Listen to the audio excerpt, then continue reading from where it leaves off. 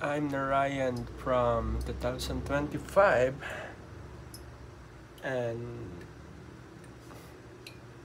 I think kailangan ko i-appreciate ang moment na to.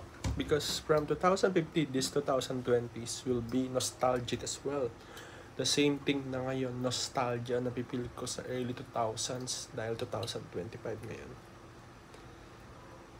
So habang nandito pa ako sa present moment na to, kailangan ko i-appreciate yung mga bagay na nangyayari ngayon, yung mga tao na nasa buhay ko pa ngayon.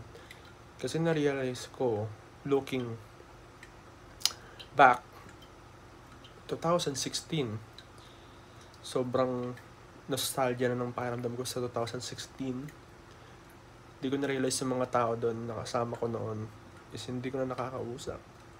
So, life is like that. So I should be grateful for all the persons right now in my life.